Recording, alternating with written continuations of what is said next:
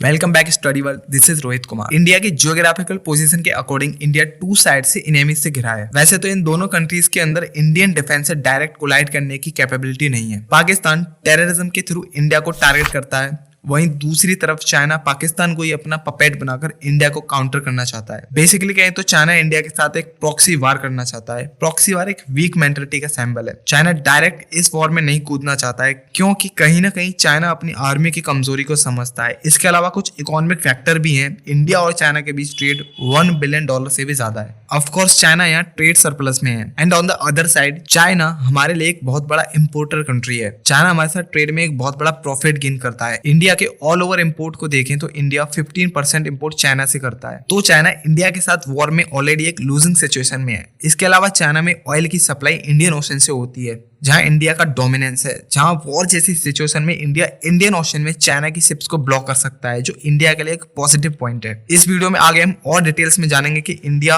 आज कितनी strong situation में है और किस तरह से आज हम पाकिस्तान और चाइना को एक साथ चैलेंज कर रहे हैं। पर उससे पहले एक क्वेश्चन, मोस्ट पावरफुल मिलिट्रीज में इंडियन मिलिट्री वर्ल्ड में किस रैंक पर आती है according to global fire power index? Option A rank 4th, option B rank 1st, option C rank 5th and option D rank 2nd। वैसे इस सवाल का जवाब आपको मेरी पिछली वीडियो में मिल जाएगा जिसका लिंक मैं आपको डिस्क्रिप्शन में दे दूंगा एंड ऑफ कोर्स सही आंसर मैं बताऊंगा वीडियो के एंड में। सो फर्स्ट ऑफ ऑल हम डिस्कस करेंगे इंडिया वर्सेस चाइना। आज भले इंडिया चाइना के कंपैरिजन में 1/6 इकोनॉमी है, पर एज अ वॉरियर मेंटेलिटी हम चाइना से बहुत आगे हैं। और देखिए ये एक ऐसी चीज है जिसे पैसों से नहीं खरीदा जा सकता। ये एक स्पिरिट है जो कि नेचुरली अपनी मदरलैंड, अपनी मातृभूमि के लिए एक सोल्जर में होती है। यहाँ साइकोलॉजिकली हम चाइना को बीट करते हैं, जिसका ग्राउंड रीजन ये है कि चाइनीज आर्मी किसी देश की आर्मी नहीं है। चाइनीज आर्मी एक चाइना की कम्युनिस्ट पार्टी की आर्मी है। वही आर्मी जिसकी स्ट्रेंथ पर कम्युनिस्ट पार्टी ने नेशनलिस्ट पार्टी को हराकर चाइना पर गवर्नेंस किया। इसी के अपोजिट अगर बात करें इंडियन आर्मी की, तो इंडियन आर्मी के अंदर एक पैट्रोटिज्म है, एक हीरोइज्म है, अपने देश के लिए सेक्रीफाइस करने की क्वालिटी है, जो हमें साइकोलॉजिकली चाइनीज आर्मी से एक कदम आगे रखती है। तो ये तो बात रही साइकोलॉजिकल वॉरफेयर की। एंड अब बात करते हैं डिफेंस में इंडिया और चाइना कहाँ खड़े हुए हैं। 1962 के वॉर के बाद दोनों कंट्रीज ने अपने डिफेंस बजट को बढ़ाया। चाइना 1967 में और इंडिया 1974 में एक न्यूक्लियर सुपर पावर बना। इंडिया के पास 156 एंड चाइना के पास 350 न्यूक्लियर वेपन्स हैं। इसके अलावा helicopter China 912, India 725, transport aircraft China 224, India 250, attack helicopter China 281, India 23, attack aircrafts China 371, India 172, combat aircrafts China 1232, India 538, rocket launcher China 2650, India 266, armed vehicle China 33,000, India 8,686, tanks China 35,000, India 4,292, field artillery China 3,600, India 4,060। तो overall in number of weapons China के पास एक edge है। पर देखिए समझने वाली बात यह है कि ज्यादा वेपन्स होने का मतलब ये नहीं कि चाइना हमसे जीत ही जाएगा। इसे समझने के लिए हमें ये समझना जरूरी है कि India China border mostly mountains area है, जहाँ नंबर ऑफ वेपन से ज्यादा ability to fight on mountains पर डिपेंड करता है कि कौन सा देश किस देश को काउंटर कर सकता है। 1999 के कारगिल वॉर में हमारी इंडियन फोर्स की कैपेबिलिटी को हम हिस्ट्री में पढ़ सकते हैं। इंडियन मिलिट्री फोर्स माउंटेन्स और -डिग्री टेम्परेचर में सर्वाइव करने की कैपेबिलिटी रखती है। पर चाइना की बात करें तो ना तो चाइना ने कोई ऐसा वॉर लड़ा है और ना ही जीता है। बेसिकली चाइना के बारे में कहा जाता है कि चाइनीज लोग इंटेलिजेंट हैं, दे आर इनोवेटिव, पर वो योद्धा नहीं है, they are not warrior. China के इतिहास में चाइना को ब्रिटेन के अलावा जापान ने भी ऑक्यूपाइड किया था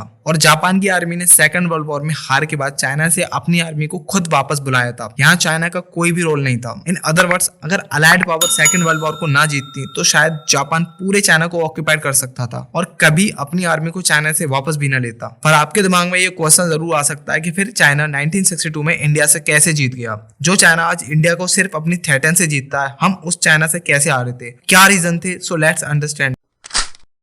देखिए 1962 वॉर में अप्रोक्स 20,000 इंडियन सोल्जर्स के सामने 80,000 चाइनीज सोल्जर्स थे। It's a huge difference. India political और आर्म्ड दोनों ही लेवल पर वॉर के लिए बिल्कुल भी प्रिपेयर नहीं था।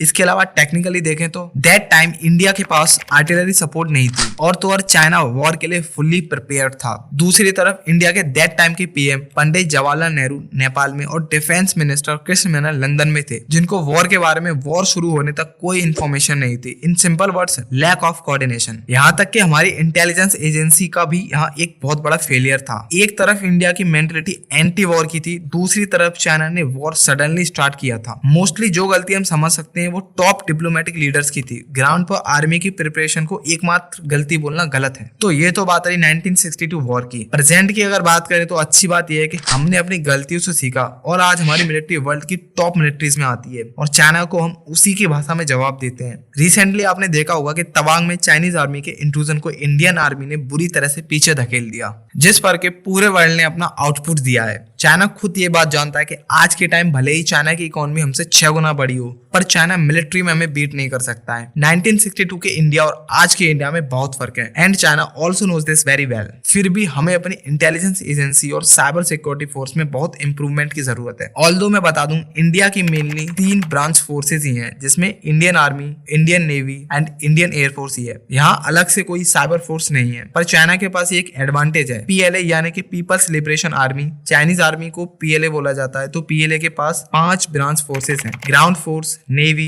Air force, rocket force and strategic support force. China के पास रॉकेट्स के लिए अलग से फोर्स है और स्ट्रेटेजिक सपोर्ट फोर्स, जिसमें कि अलग से एक साइबर और स्पेस फोर्स भी है। तो चाइना के पास यहाँ एक एज है, so we should improve in that factors. And secondly हम बात करेंगे पाकिस्तान की, जो करेंगे हम इस वीडियो के पार्ट सेकंड में। फिलहाल लौटते हैं अपने क्वेश्चन पर। मोस्ट पावरफुल मिलिट्रीज में इंडियन मिलिट्री वर्ल्ड में किस रैंक पर आती है? तो सही ऑप्शन है option A, rank 4th। Screen पर आप स्क्रीनशॉट देख सकते हैं ग्लोबल फायर पावर इंडेक्स की वेबसाइट का, जहां कंट्रीज को रैंक टोटल 50 फैक्टर के बेस पर दी जाती है। Finally that's it for today. Be happy, keep studying and our country progress a lot.